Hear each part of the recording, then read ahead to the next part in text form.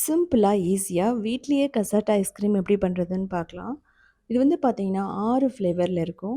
நல்லா பஞ்சு போல இருக்கும். அது மட்டும் இல்லாம, கடையில வந்து வாங்கும்போது விலை அதிகமா இருக்கும். அதே சமயம் ரொம்ப நாள் நம்ம வந்து ஸ்டோர் பண்ண முடியாது. இது வந்து பார்த்தீங்க அப்படின்னா, 1 மாசம் வரைக்குமே நீங்க ஸ்டோர் பண்ணலாம். ஃப்ரீசர்ல வச்சுட்டு சாப்பிடலாம். கெட்டு போகாது. அதே சமயம் நெறைய நட்ஸ் எல்லாம் போட்டிருக்கிறதுனால, புரோட்டீன் ரிச் ஆனதுன்னு சொல்லலாம். கலர் அப்படிங்கும்போது உங்களுக்கு வந்து ரொம்ப மைல்டு கலர் எடிபிள் தான் நான் யூஸ் பண்ணியிருக்கேன்.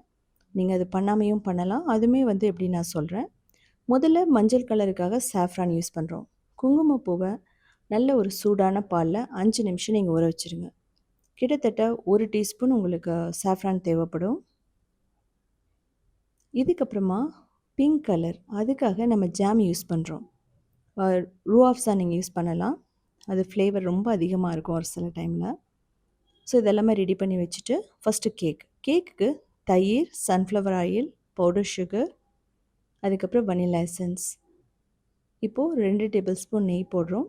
நல்லா மிக்ஸ் பண்ணணும். ஃப்ளேவர் இல்லாத ஆயில் யூஸ் பண்ணுங்க. அப்போ தான் நல்லாயிருக்கும். ஸோ நல்லா க்ரீமியாக வர வரைக்கும் நம்ம மிக்ஸ் பண்ணணும். இப்படி இல்லைன்னா நீங்கள் மிக்சியில் கூட போட்டு அரைச்சிக்கலாம்.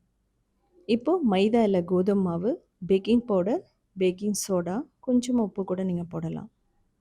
ஸோ இது வந்து நல்லா மிக்ஸ் பண்ணணும். தேவையான அளவு பால் ஊற்றிட்டு ஓரளவுக்கு நம்ம திக்கான பேட்டர் மாதிரி கொண்டு வரணும்.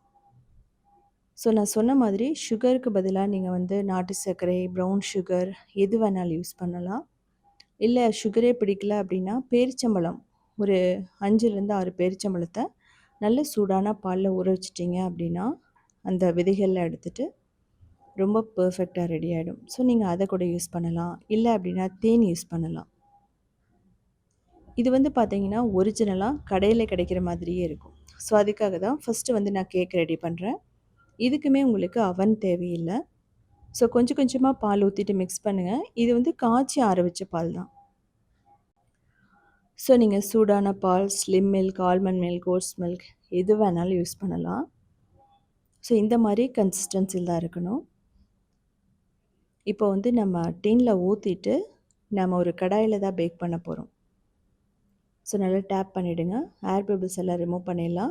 5 நிமிஷம் கடாயை வந்து ப்ரீஹீட் பண்ணிடலாம் மீடியம் ஃப்ளேமில். 35 மினிட்ஸ் லோ மீடியம் ஃப்ளேமில் பேக் பண்ணிங்கன்னா ரொம்ப பர்ஃபெக்டாக பஞ்சு போல் நமக்கு கேக் ரெடி ஆகிடும். ஐஸ்கிரீமுக்கு வந்து பார்த்திங்கன்னா விப்பிங் க்ரீம் எடுத்துக்கலாம். 1.5 பாக்கெட் தேவைப்படும். இந்த விப்பிங் க்ரீமை நீங்கள் ஃப்ரிட்ஜில் ஒரு 2 மணி நேரம் வச்சுட்டுங்க. நல்லா சில்லுன்னு இருக்கணும். இல்லைனா ஃப்ரீசரில் ஒரு 1 மணி நேரம் வைக்கலாம். சில்லுன்னு இருந்தால் மட்டும்தான் நம்ம இதை ரெடி பண்ணும்போது ஒரு 2 மடங்கு அதிகமாகும். உங்களுக்கு பார்த்தா தெரியும். இதுக்கு வந்து எலக்ட்ரிக் பீட்டர்லாம் தேவையில்லை. விஸ்க் வச்சு நீங்கள் ஈஸியாக பண்ணிடலாம். ஸோ இது ரெடி பண்ணதுக்கப்புறமா இதில் ஸ்வீட் கண்டென்ஸ்ட் மில்க்கும் பவுடர் சுகரும் ஆட் பண்ணுவோம். ஸோ உங்களுக்கு கண்டென்ஸ்ட் மில்க் பிடிக்கலன்னா நீங்கள் நாட்டு சர்க்கரை சிரப் போடலாம். வெல்லத்தை காய்ச்சி ஊற்றலாம். எது வேணாலும் நீங்கள் பண்ணலாம், நல்லாயிருக்கும். அதுவுமே இது வேணான்னா தேன் வந்து நீங்கள் போட்டுக்கலாம். ஸோ நான் வந்து சுகரே சாப்பிடாதவங்களுக்காக நான் வந்து சொல்கிறேன். ஸோ நல்லா மிக்ஸ் பண்ணிவிடுங்க. கண்டென்ஸ் மில்க் ஊற்றுனதுக்கப்புறமா வனிலா எசன்ஸ் நீங்கள் ஆட் பண்ணலாம், இல்லை ஸ்கிப் கூட பண்ணிடலாம். ஸோ முந்திரி ஃப்ளேவருக்கு வந்து பார்த்தீங்கன்னா முந்திரியை வந்து அரைச்சி எடுத்துக்கிறோம். அது வந்து வனிலா ஃப்ளேவருக்கு பர்ஃபெக்டாக இருக்கும்.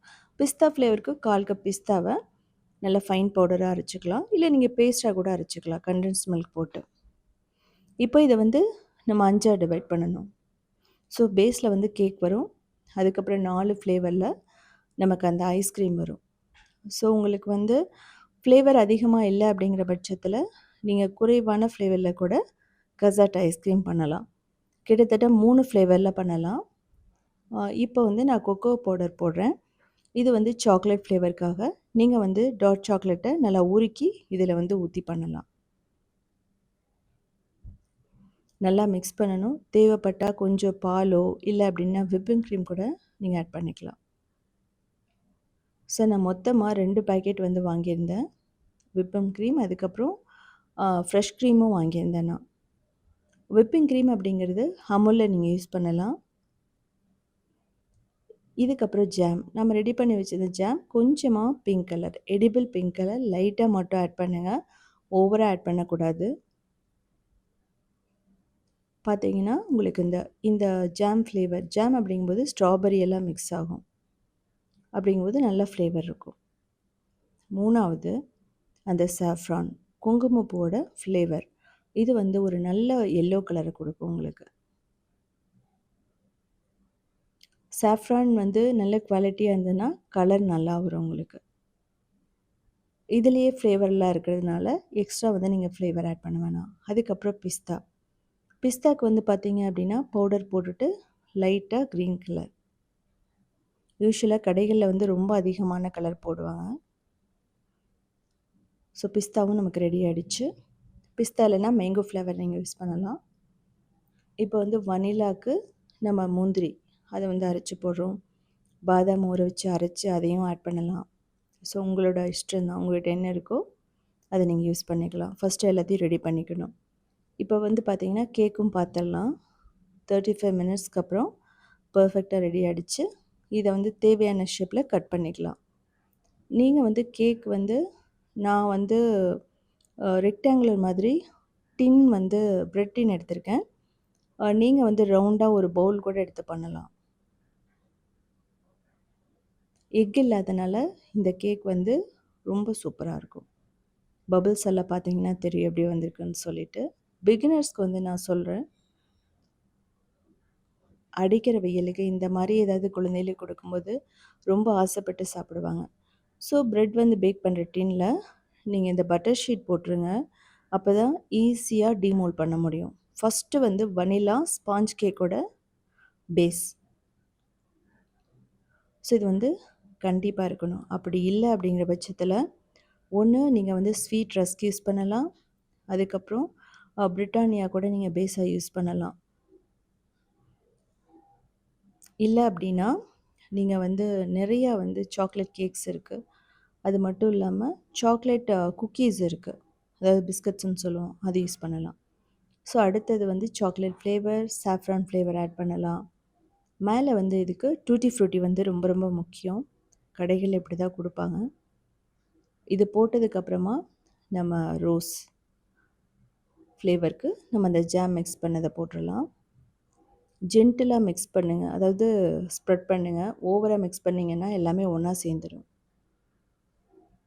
உங்களுக்கு அந்த பேட்டர் வந்து திக்காக இருந்ததுன்னா ஒன்றா சேராது. இதுக்கப்புறமா பிஸ்தா ஃப்ளேவர். ஒரு நல்ல ப்ரோட்டீன் ரிச்சுன்னு சொல்லலாம். நிறைய நட்ஸ் எல்லாம் ஆட் பண்ணியிருக்கிறதுனால. ஸோ நம்ம ஒவ்வொரு லேயருக்கும் ஃப்ரிட்ஜில் வச்சுட்டு பண்ணணும்னு அவசியமே இல்லை. ஏன்னா இது லேயர் செட் ஆகிறதுக்கே ரொம்ப நேரம் ஆகும். ஃபைனலாக வனிலா.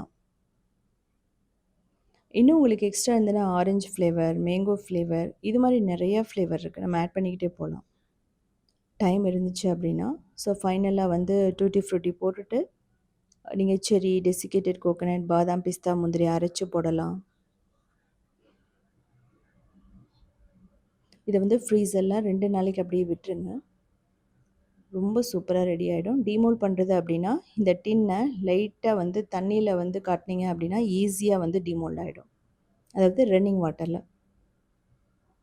ஸோ உங்களுக்கு பார்த்தா தெரியும் நிறைய லேயர்ஸ் இருக்கும். நான் வீடியோ எடுக்கிற வரைக்குமே இது அந்தளவுக்கு மெல்ட் ஆகலை. இப்போ வந்து பார்த்திங்கன்னா நம்ம கட் பண்ணிக்கலாம். உள்ள லேயர்ஸ் எப்படி இருக்குன்னு பார்க்கலாம். ஸோ இதே மாதிரி சிம்பிளான யூனிக்கான ரெசிபிஸ் வேணும் அப்படின்னா நீங்கள் உத்தமி கிச்சனை ஃபாலோ பண்ணலாம். க்ரியேட்டிவ் வேர்ல்டுன்னு சொல்லிட்டு இன்னொரு சேனலுமே இருக்குது. அதுலேயுமே 2000 ரெசிபிஸ் இருக்குது. அதுலேயுமே நான் கசட்டா ஐஸ்கிரீம் போட்டிருக்கேன். அதில் கிட்டத்தட்ட ஒரு 3லேருந்து 4 ஃப்ளேவரில் போட்டிருக்கேன். So South Indian foods dot வெப்சைட்டையுமே ரன் பண்ணிகிட்ருக்கோம். அதுலேயுமே 8000 ரெசிபிஸ் 19 இயர்ஸாக ரன் பண்ணிகிட்ருக்கோம். ஸோ இன்கேஸ் நீங்கள் கட் பண்ணிட்டீங்க அப்படின்னா மீதி இருக்கிறத வந்து இம்மீடியட்டாக நம்ம ஃப்ரீசரில் வச்சிடணும். ஸோ அப்போ தான் கெட்டு போகாமல் இருக்கும். ஸோ இதை பண்ணியிருந்தீங்க அப்படின்னா நீங்கள் என்னென்ன ஃப்ளேவர் யூஸ் பண்ணுவீங்கன்னு சொல்லிட்டும் கமெண்ட் பண்ணலாம்.